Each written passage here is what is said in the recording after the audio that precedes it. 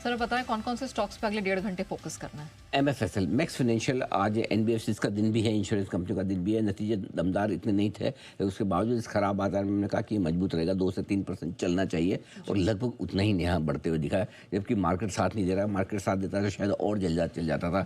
सुबह result review में भी क्लियर कट खरीदारी की राय दी थी स्टॉप लॉस और टारगेट के साथ। ऐसा नहीं कि अच्छा लगता है खराब लगता है, क्लियर कट व्यू है, ये स्टॉप लॉस है, ये टारगेट है। और साथ ही ओपनिंग के हीरो में फिर से री एनफोर्स किया लाना चाहिए। आप देखिए ओपनिंग में सबको मौका मिला नीचे, उसके बाद डे हाई पर आया है। तो कोई ये भी नहीं कह सकता अरे तो ऊपर खुल के नीचे आ गया, मेरे तो क्यों, मैं तो चांस नहीं मिला। देखो चांस मिल गया आपको, नंबर 1।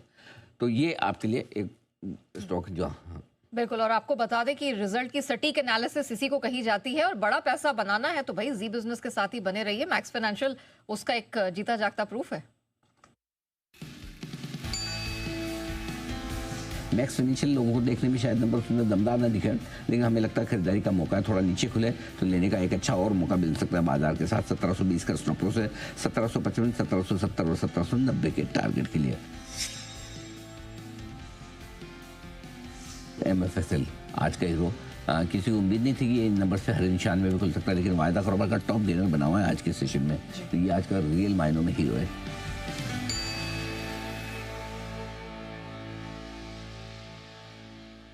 सर ये तो मैक्स फाइनेंशियल हो गया, और स्टॉक्स बताइए।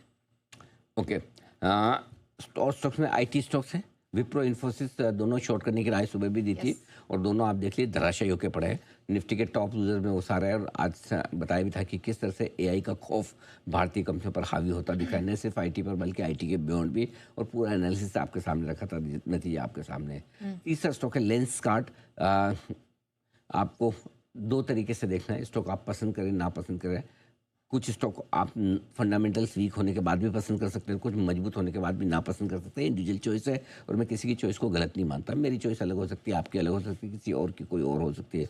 लेकिन IPO के वक्त से लेकर अब तक लगातार हमने खरीदारी करने की राय दी रहा। आज भी कहा नतीजे इस स्टॉक की री रेटिंग कर देंगे। री रेटिंग इसको कहते हैं, स्टॉक 10% नो डाउट ऊपर खुल के ज़्यादा गैप से खुलने के बाद थोड़ा नीचे आया, विच इज़ फाइन, लेकिन ये एक अच्छा आपको आता हुआ दिखाया।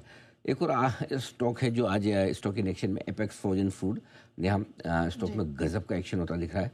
और देखिए FNO के वेल रिसर्च स्टॉक्स बताना थोड़ा आसान काम है, ज़्यादा मुश्किल काम ऑनेस्टली मैं बताऊँ इन स्टॉक्स में होता है, कैश के स्टॉक्स में, क्योंकि उनके मैनेजमेंट को पहचानना, कंपनी के बिजनेस को जानना, रिजल्ट को ज़्यादा घूर से पढ़ना आसान काम नहीं है।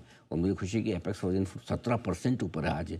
और आज सुबह हमने इसलिए कहा भी था कि भले ही ये एक महीने में 30-35% बढ़ा हुआ है, हो सकता है गैप से खुलने पर आपको एक चांस दे, लेकिन अच्छा हुआ गैप से नहीं खुला, मौका दिया। गैप से खुला होता तो हम फिर कहते कि मौका नहीं मिला।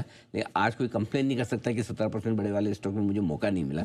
मौका सबको दिया, अब कोई हिम्मत करके ले पाए तो ठीक है, नहीं तो कोई बात नहीं, लेकिन स्टॉक तो एक्शन में है ही तेजी की तरफ। बिल्कुल। और हमारे जितने व्यूअर्स यहाँ पर अक्सर डिमांड करते हैं कि कैश स्पेस में भी निवेश की राय दीजिए, देखिए आपके लिए कितना बेहतरीन मौका मिला। नतीजों की सटीक एनालिसिस, खरीदारी की बोल्ड कॉल, और एपेक्स फ्रोजन पूरा रॉकेट की तरह भागता दिखा है। एपेक्स फ्रोजन फूड जिसके कल बाजार बंद होने के बाद नंबर आए, स्ट्रॉन्ग रिजल्ट सारे पैरामीटर्स पे। कल अवंती फीड के भी नंबर आए थे और वो स्टॉक कल 5.5% बढ़ा था, तो अच्छे नंबर्स पे रिएक्शन दे रहा है। इसकी वजह एक और भी है कि जो डील साइन हो गई US के साथ में, उसका भी फायदा इस सेक्टर को मिलता हुआ दिख रहा है। एपेक्स फ्रोजन फूड भी जो ऊपरी स्तर से जितना करेक्ट हो चुका है, जिन मिड कैप स्मॉल कैप कंपनियों में नंबर्स दमदार आएंगे, स्टॉक पिटे हुए हैं और जहां आउटलुक को लेकर आपको चिंताएं ज़्यादा नहीं है, वो शेयर इसी तरह से तेज दौड़ लगाएंगे।